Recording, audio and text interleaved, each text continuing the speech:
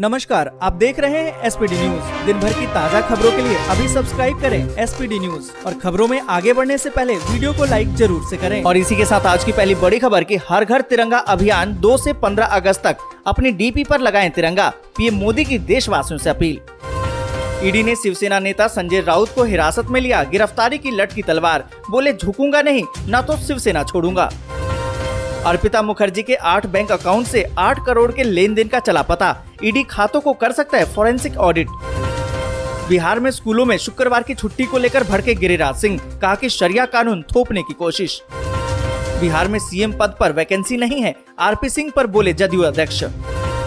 BJP अध्यक्ष JP Nadda को Patna university के छात्रों ने दिखाए काले झंडे, लगाए नड्डा गो बैक के नारे। कॉमनवेल्थ गेम में जेरेमी ने वेटलिफ्टिंग में जीता स्वर्ण पदक, भारत को मिला 5वां मेडल। अखिलेश ने सपा को मजबूत बनाने के लिए बनाया है प्लान, पदयात्रा के बहाने जनता के बीच बनाएंगे पैठ। अरविंद केजरीवाल बोले एलजी और सीएम का साथ मिलकर काम करना जरूरी। भारत में बीते 24 घंटे में मिले हैं 19,673 नए मामले, जबकि 39 लोगों की मौत। कोर्ट ने कहा कि कोरोना पीड़ित मरीजों की मौत का कारण कुछ भी हो, परिजनों को देना पड़ेगा मुआवजा। चीन फिर कर रहे नापाक हरकत, डोकला में बड़ी चीनी गतिविधियां, भूटान पहुंचे भारतीय सेनाध्यक्ष। राजस्थान में भारी बारिश का दौर जारी, स्कूलों की 3 दिन की छुट्टी। और इसी के साथ अगली बड़ी खबर की क्या झारखंड में गिर जाएगी हेमंत सोरेन की सरकार, भाजपा वापस सत्ता में क्या आएगी।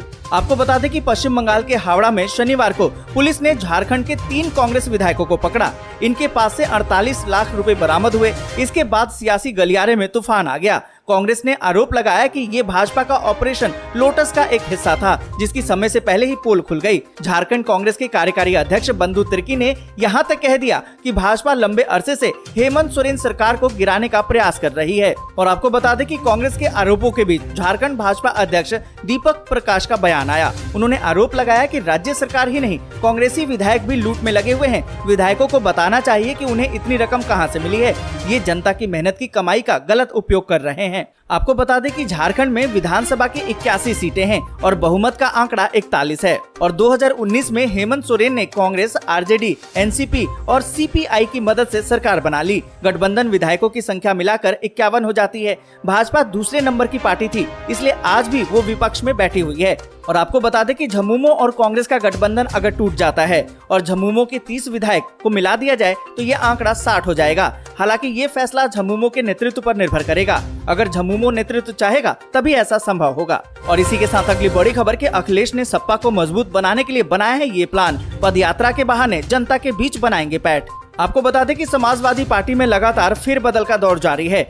इस बीच आपको बता दें कि सपा के प्रदेश अध्यक्ष नरेश उत्तम पटेल ने बताया कि सपा के राष्ट्रीय अध्यक्ष अखिलेश यादव की नीतियों को जन जन तक पहुंचाने के लिए 9 अगस्त से देश बचाओ देश बनाओ पदयात्रा शुरू की जाएगी।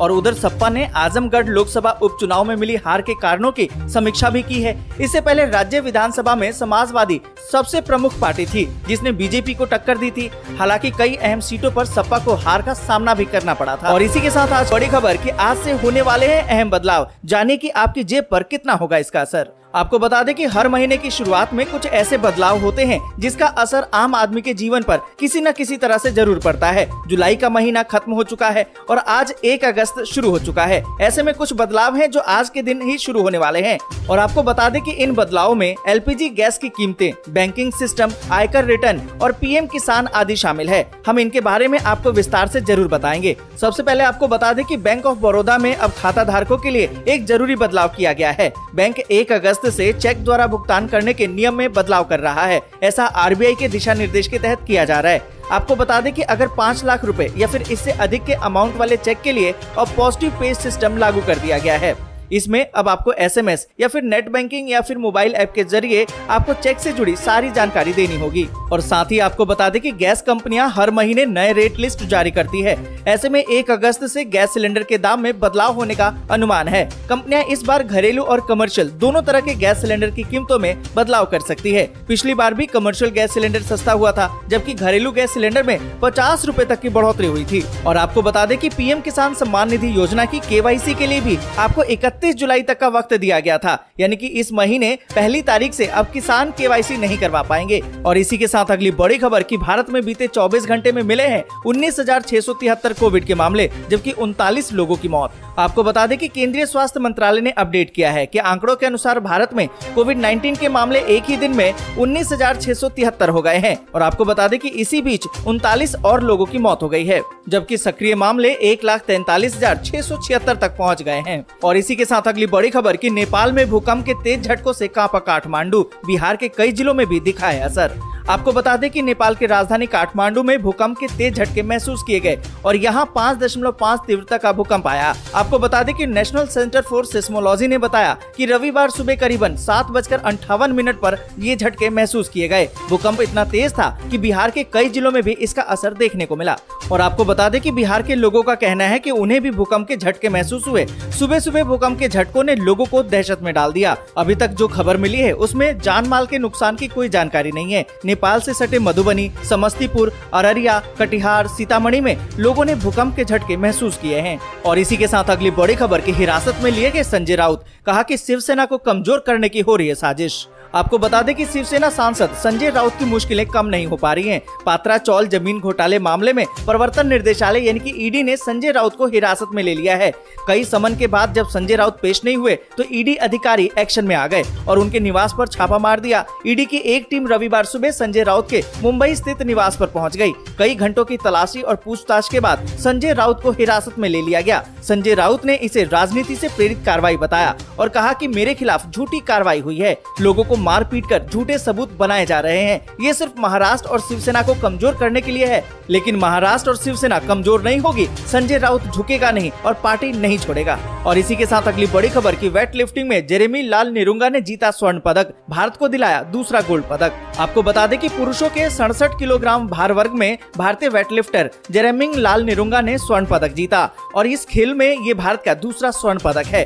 उन्होंने कुल 30 किलोग्राम वजन उठाया। आपको बता दें कि जेरेमी ने स्नैच की शुरुआत 136 किलोग्राम भार के साथ की और पहले ही प्रयास में उन्होंने ये वजन उठा लिया। और इसी के साथ अगली बड़ी खबर की कोर्ट ने कहा कि कोरोना पीड़ित मरीजों की मौत का कारण कुछ भी हो, परिजनों को देना पड़ेगा मुआवजा। यहाँ पर आपको बता दें कि इलाहाबाद हाई कोर्ट ने कहा कि अगर किसी व्यक्ति को कोविड-19 के मरीज के तौर पर अस्पताल में भर्ती किया जाता है और उसकी मृत्यु हो जाती है, चाहे वो हृदय गति से हो या किसी अन्य कारण से, ये मृत्यु कोविड-19 से हुई मृत्यु मानी जाएगी और सरकार को मृतक के परिजनों को मुआवजा देना ही होगा। और इसी के साथ अगली बड़ी खबर की रेल यात्रियों के लिए अच्छी खबर, कोरोना काल से बंद छपरा सोनपुर मेमू विशेष गाड़ी अब हर दिन चलेगी। आपको बता दें कि रेलवे प्रशासन ने यात्रियों की सुविधा के लिए सोनपुर छपरा सोनपुर मेमू विशेष रेलगाड़ी का संचालन 1 अगस्त से अगली सूचना तक हर दिन करने का फैसला किया है। आपको बता दें कि पूर्वोत्तर रेलवे के प्रवक्ता ने शनिवार को बताया कि गाड़ी संख्या 05245 सोनपुर छपरा मेमू विशेष गाड़ी 1 अगस्त से अगली सूचना तक हर दिन सोनपुर से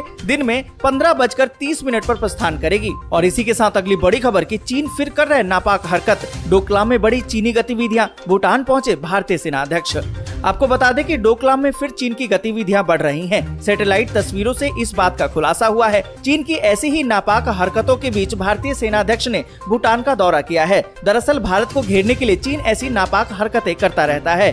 इसके लिए वो भारत के पड़ोसी देश भूटान की जमीन का इस्तेमाल करने से भी नहीं चूकता है। एक बार फिर से डोकलाम चीनी गतिविधियों के कारण विवादों में आ गया है। भारत, भूटान और चीन की सीमाओं से लगा ये इलाका हमेशा ही विवादों में रहा है। इसके विवादों में रहने की वजह चीन द्वारा घुसपैठ करना है। आपको बता दें कि डोकलाम क्षेत्र का इस्तेमाल चीन भारत के खिलाफ करना चाहता है। हाल ही में सैटेलाइट तस्वीरों के माध्यम से ये पता चला कि चीन इस क्षेत्र में अवैध रूप से घरों का निर्माण कर। इसके लिए बस यहीं तक। वीडियो आपको अच्छी लगी हो तो लाइक और शेयर जरूर कर